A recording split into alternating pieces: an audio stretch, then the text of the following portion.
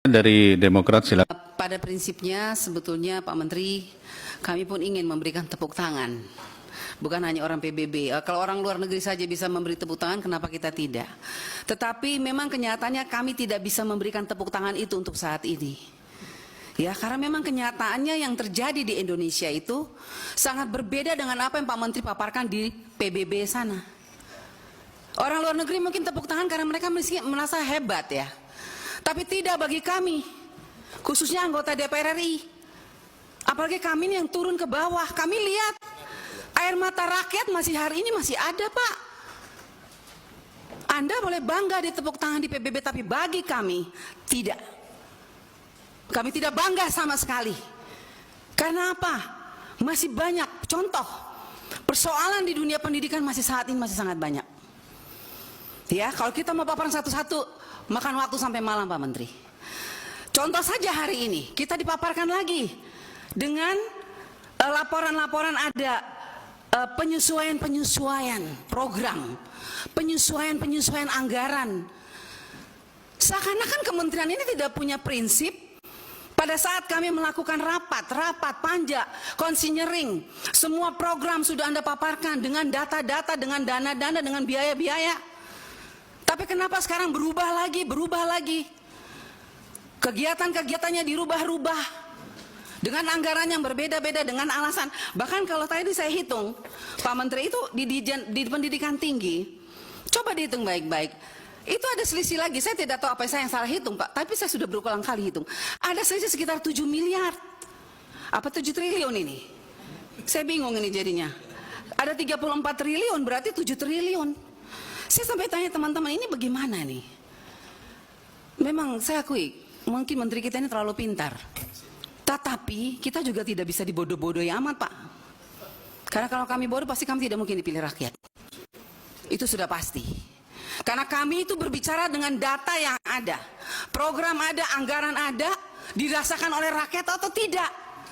Kalau tidak dirasakan oleh rakyat, bagi kami Anda tidak berhasil.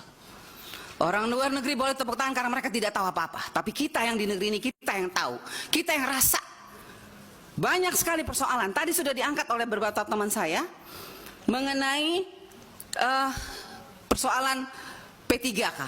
Sampai hari ini, Pak, masih banyak guru-guru yang menangis. Kapan kami terima gaji? Kami makan apa ini? Kami sudah lulus, passing grade sudah lulus segala macam. Tapi mana gaji kami? Mana? Kami sudah tidak bekerja lagi. Anak kami mau makan apa? Dengar itu dong, Pak Menteri. Itu yang harus Anda pikirkan kalau Anda mau ditepuk tangan oleh seluruh rakyat Indonesia. Ya, kemudian kami dengar di PBB Anda dengan bangganya ada 400 tim bayangan. Pertanyaan saya, tim bayangan yang Anda katakan dengan bangganya di sana itu, apa dampak positifnya, apa energi positifnya untuk Indonesia? Kenapa masih banyak persoalan di daerah 3T? Kenapa? Terus 400 orang tim bayangan itu apa kebanggaannya? Coba Anda jelaskan. Apa yang mereka lakukan sampai kita tuh harus bangga dengan Anda seperti itu, Pak Menteri? Ya, kemudian saya juga hari ini mau mengatakan kepada Pak Menteri, saya sudah bosan bicara seperti ini. Karena apa? Saya pernah memberikan pertanyaan-pertanyaan dan saya minta data realisasi anggaran APBN 2021-2022. Seperti yang dikatakan Pak Ferry tadi, mana Ibu Inspektorat Jenderal? Mana laporannya untuk kami? Janjinya mau tertulis, mana? Pak, sebentar lagi kami semua ini akan mengadakan reses. Dan kami itu reses bukan jalan-jalan, Pak Menteri. Kami jalan-jalan ke daerah pemilihan kami. Dan apa yang kami bawa? Ketika kami bangga, oh kami sudah ketok sekian triliun 2021, 2022. Tahu nggak rakyat bilang apa? Mana?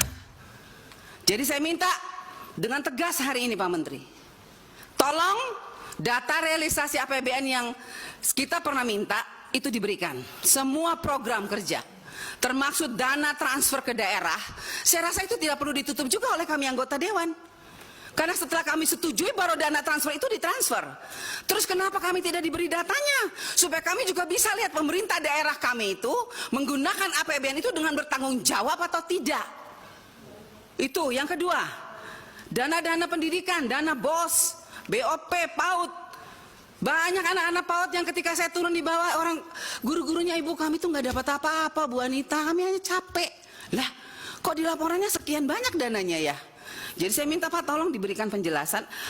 Ini tidak usah secara langsung tapi catatan sesuai dengan angka-angka supaya kami juga turun ke bawah pakai angka. Kita pakai angka aja sekarang ya. Kemudian itu tunjangan khusus guru di area terpencil Pak, masih banyak yang teriak nggak dapat 3-6 bulan.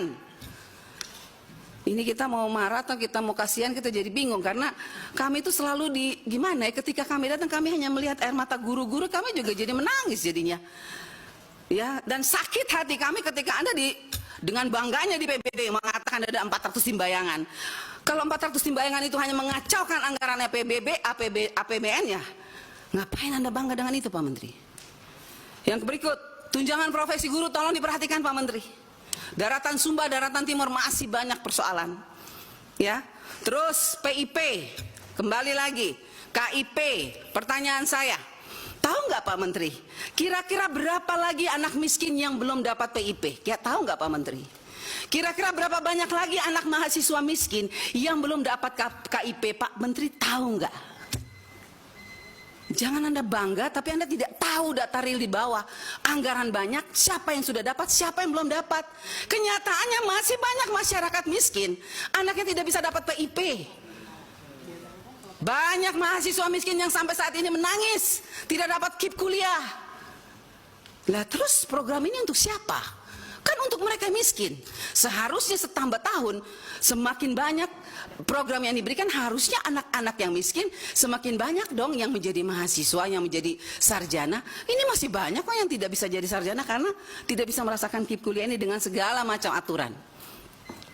Baik pimpinan, saya rasa itu saja, masih banyak sebetulnya, tapi saya rasa teman-teman saya juga pasti masih punya segudang. Karena kami semua ini bukan DPR abal-abal Pak Menteri. Jadi tolong dengarkan kami. Jangan hanya iya tapi nanti nggak dibikin. Ya itu saya tunggu tuh Ibu Ejen, mana Ibu Ejen? Saya tunggu nih, capek saya tunggu nggak ada di anggarannya. Kenapa tidak dibuka kepada kami itu data-data? Siap, makasih pimpinan.